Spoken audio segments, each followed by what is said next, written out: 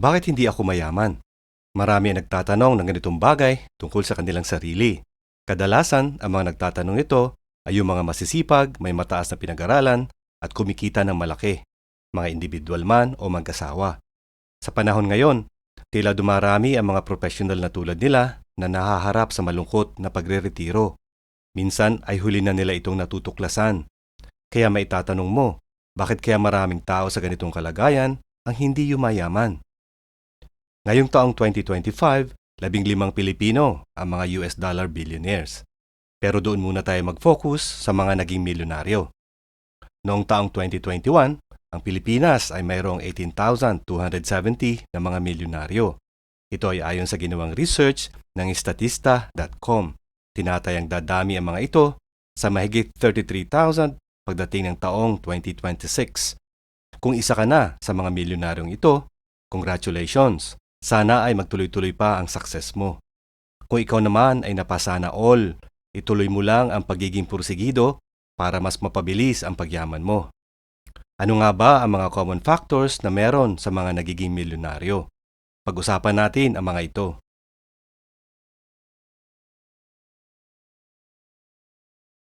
Meron silang payak o simpleng pamumuhay. Nabubuhay sila below their means. Ang mga tunay na milyonaryo ay matipid at iniiwasan ang masyadong marangyang pamumuhay. Kadalasan nga, sila pa yung mukhang simple at hindi halatang mapera. Pero handa naman silang gumastos para sa quality ng anumang bagay kapag kailangan. Matalino sila pagdating sa pera. Ginagastos nila ito sa mga bagay na makakatulong upang mapanatili at mapalago ang kanilang yaman, kabilang na ang kinabukasan ng kanilang mga anak, tulad ng quality education. Mahalaga sa kanila ang value ng mga bagay na binibili. Kailangan dapat sulit.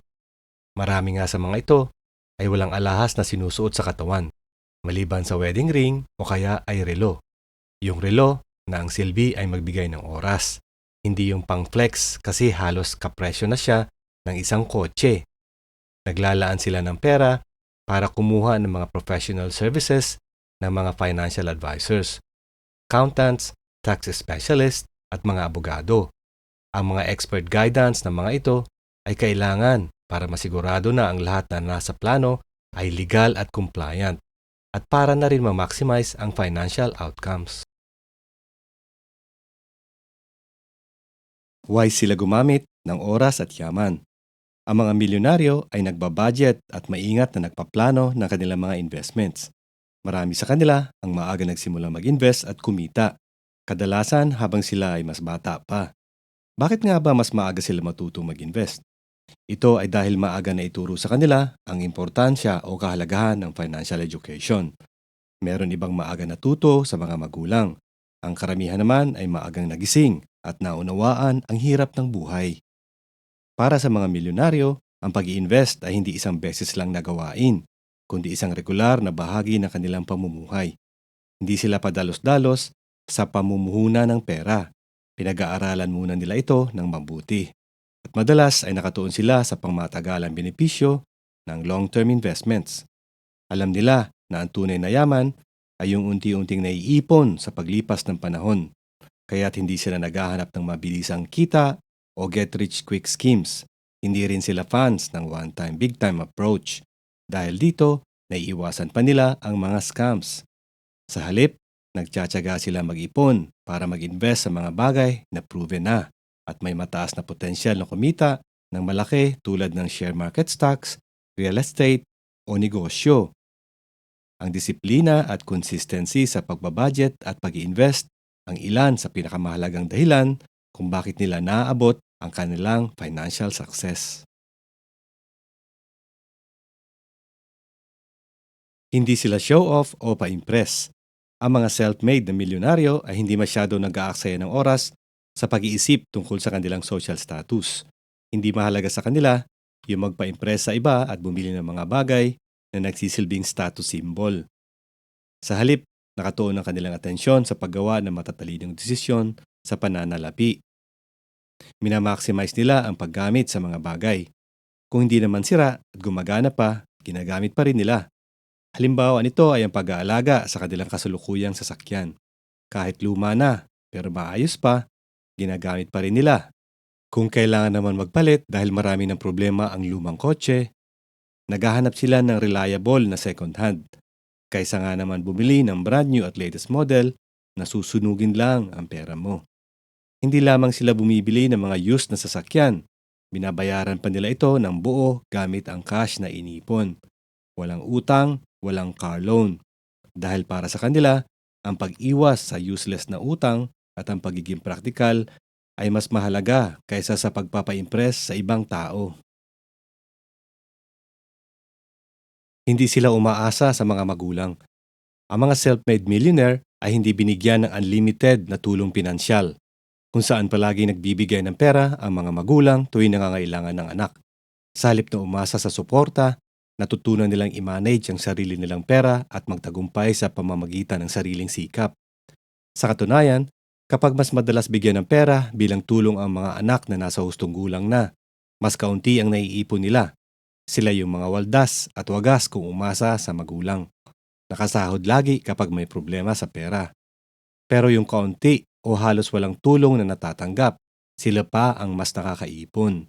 Sila ang nagsusumikap dahil batid nila na wala naman silang tatakbuhan sa oras ng kagipitan. Marami sa mga self-made milyonaryong Pilipino ay hindi nakakuha ng malaking mana mula sa mga magulang. Naging milyonaryo sila dahil sa kanilang pagsisikap. Ginamit nilang motivation ang pagiging mahirap.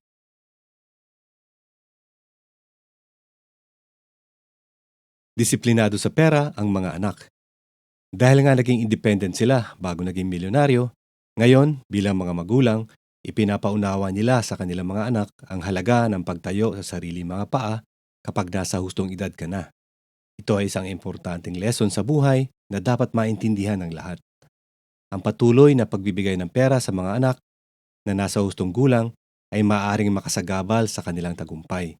Sa halip na matutong magsikap, gamitin sa tama ang pera, at harapin ang mga hamon ng buhay, nagiging kampante ang mga anak sa idea na may laging sasalo sa kanila na magulang. Ito ay naglilimita sa kanilang mga kakayahan. Madalas nagiging irresponsable, walang diskarte, at hindi nag-iipon o walang investments. Kapag ang financial support ay laging available, nawawala ang sense of urgency at ang pagnanais na magsikap para sa sariling tagumpay.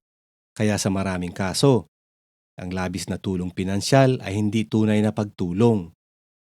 Ito ay nagiging hadlang sa personal growth at pag-unlad bilang independent individual ng mga anak.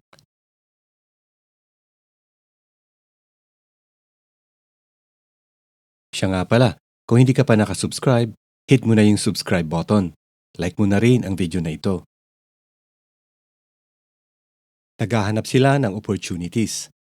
Ang mga milyonaryo ay mahusay sa paghahanap ng mga oportunidad sa negosyo man o investment. Pinag-aaralan nila ng husto ang takbo ng market. Kinikilala ang pangangailangan ng mga tao base sa existing data. Hinahanap talaga nila ang angkop ng mga products para sa tamang target na market. Ito ay para makapaglunsad ng produkto o serbisyo sa tamang panahon. Madalas, ang mga taong nagbibigay ng produkto o serbisyo sa mga mayayaman ang nagiging mayaman din. Isa sa mga pinakamahusay na paraan para kumita ng pera ay ang pagbibenta sa mga taong may pera na. Ang mga milyonaryo ay mahusay ding pumili ng larangan o field na papasukan kung saan may control sila sa kanilang kita, tulad ng pagiging sales professional o pagiging self-employed o business owner. Dahil sa ganitong paraan, mas nagiging malaya sila na palakihin lalo ang kanilang kita at hindi umaasa sa sahod lang.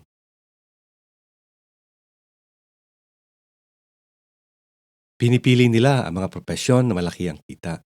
Pinag-aaralan nila at hinahanap ang mga propesyon sa mga lumalago at in-demand na fields ng trabaho tulad ng financials, medical gaya ng doktor, IT professionals, real estate professionals, piloto, abogado, at iba pa. Ang mga propesyon na ito ay hindi gumagawa ng instant milyonaryo. Ang mga propesyon na ito ay nagbibigay ng mas mataas na chance para makabuo ng successful career na may kakayahang kumita ng malaking halaga.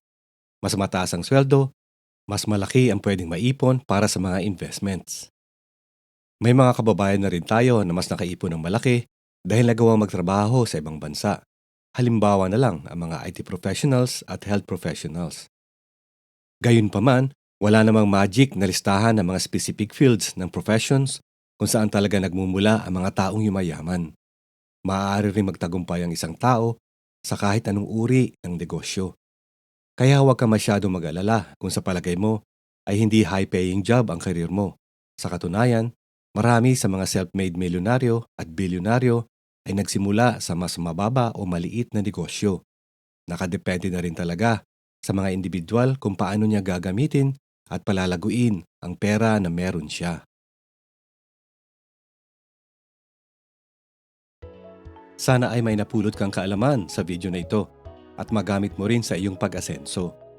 Pakilagay sa comment section kung malapit ka ng maging milyonaryo para lalong ma-inspire ang marami. Huwag mong kalimutang i-like ang video na ito at mag-subscribe.